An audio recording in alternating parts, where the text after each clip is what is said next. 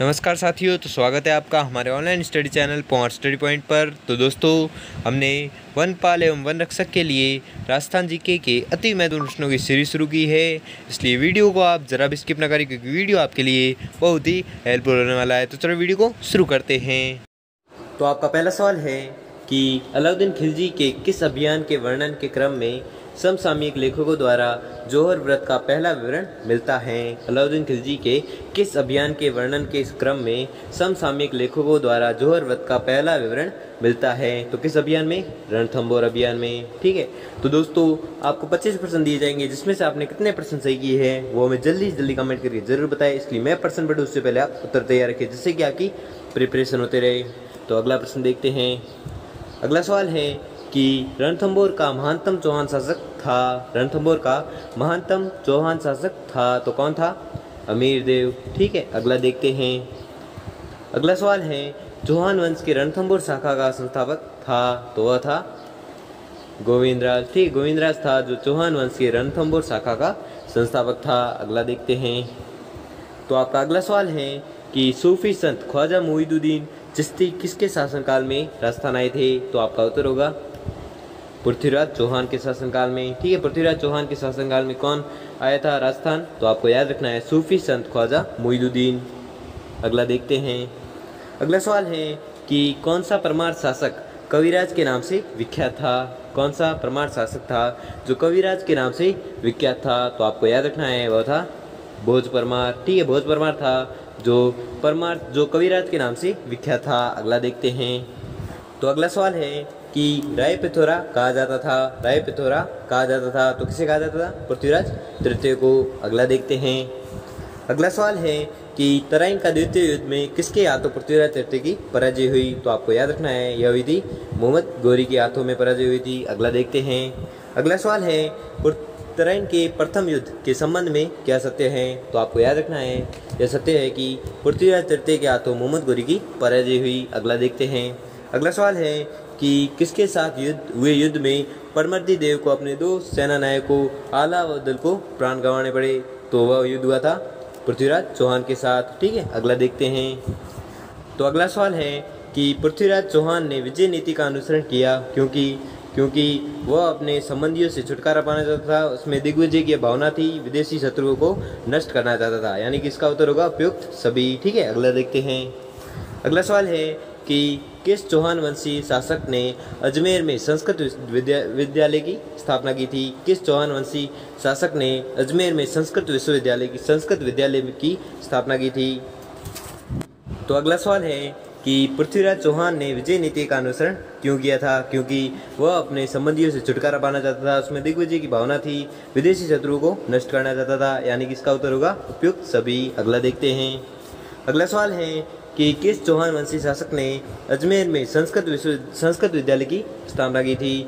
किस चौहान वंशी शासक ने अजमेर में संस्कृत विद्यालय की स्थापना की थी? तो आपको याद रखना है वह था विग्रहराज चतुर्थ। विग्रहराज चतुर्थ वह राजवंशी था या चौहान वंशी था जिसने अजमेर में संस्कृत विद्यालय की स्थापना की थी। अगला देखते हैं। अगला सवाल है कि किस चौहान वंशी शासक ने हरिकेली की रचना की थी? किस चौहान वंशी शासक ने हरिकेली की रचना की थी? तो आपको याद रखना है वह था विग्रहराज चतुर्थ। ठीक है, विग्रहराज चतुर्थ था जिसने हरिकेली की रचना की थी। यह संस्कृत नाटक है। ठीक है, आपको याद रखना है। अगला देखते हैं। तो आपका अगला सवाल है कि श्री अजयराज संस्थापक थे। श्री अजयराज संस्थापक थे तो किसके थे? अजमेर के। ठीक है, अगला देखते हैं। अगला सवाल है कि शाकंभरी के चौहान राज्य का संस्थापक था। शाकंभरी के चौहान राज्य का संस्थापक था तो कौन था? वासुदेव। अगला देखते हैं। अगला सवाल है कि पृथ्वीराज रासो के अनुसार राजपूतों के 4 वंश परमार, चालुक्य, परिहार व चाहमान है तो वह है अग्निवंशीय है। ठीक है, चारों क्या है? अग्निवंशीय है। अगला देखते हैं। अगला सवाल है कि पृथ्वीराज रासो का रचनाकार था। पृथ्वीराज रासो का रचनाकार था तो कौन था? चंद्रवरदायी। ठीक है, चंद्रवरदायी था जो पृथ्वीराज रासो का रचनाकार था। अगला देखते हैं। अगला सवाल है कि सबसे पहले किसने राजपूतों की उत्पत्ति के संबंध में अग्निकुल अग्निवंश सिद्धांत का प्रतिपादित किया? सबसे पहले किसने राजपूतों की उत्पत्ति के संबंध में अग्निकुल व या अग्निकुल या अग्निवंश सिद्धांत का प्रतिपादन किया? तो आपको याद रखना है वह था चंद्रवरदायी। ठीक है, चंद्रवरदायी वह था जिसने राजपूतों की उत्पत्ति के संबंध में अग्निकुल या अग्निवंश सिद्धांत का प्रतिपादन किया था। किसने? चंद्रवरदायी ने। अगला देखते हैं। अगला सवाल है कि राजस्थान की सबसे कम सीमा किस राज्य की सीमा से लगती है? राजस्थान की सबसे कम सीमा किस राज्य की सीमा से लगती है? तो आपको याद रखना है वह लगती है पंजाब से। ठीक है, अगला देखते हैं। अगला सवाल है कि राजस्थान की पाकिस्तान से लगी सीमा की लंबाई कितनी है? राजस्थान की पाकिस्तान से लगी सीमा की लंबाई कितनी है? तो आपको याद रखना है यह लंबाई है 1070 किलोमीटर। ठीक है, अगला देखते हैं। अगला सवाल है कि राजस्थान की पूर्व से पश्चिम लंबाई कितनी है? राजस्थान की पूर्व से पश्चिम लंबाई कितनी है? तो आपको याद रखना है यह है 869 किलोमीटर। अगला देखते हैं। अगला सवाल है कि बांसवाड़ा व डूंगरपुर के मध्य के भूभाग को किस नाम से जाना जाता है? बांसवाड़ा व डूंगरपुर के मध्य के भूभाग को किस नाम से जाना जाता है? तो आपको याद रखना है यह जाना जाता है कांठल नाम से। ठीक है, कांठल नाम से जाना जाता है किस भूभाग को? बांसवाड़ा व डूंगरपुर के मध्य के भूभाग को। अगला देखते हैं। अगला सवाल है कि सिरोही क्षेत्र की पहाड़ियों को स्थानीय भाषा में क्या कहा जाता है? सिरोही क्षेत्र की पहाड़ियों को स्थानीय भाषा में क्या कहा जाता है? तो आपको याद रखना है यह कहा जाता है बाखर। ठीक है, अगला देखते हैं। अगला सवाल है कि राजस्थान का सबसे ऊंचा पर्वत शिखर गुरु शिखर है जिसकी ऊंचाई कितनी है? राजस्थान का सबसे ऊंचा पर्वत है जो गुरु शिखर है जिसकी ऊंचाई कितनी है? तो आपको याद रखना है इसकी ऊंचाई है 1722 मीटर। अगला देखते हैं।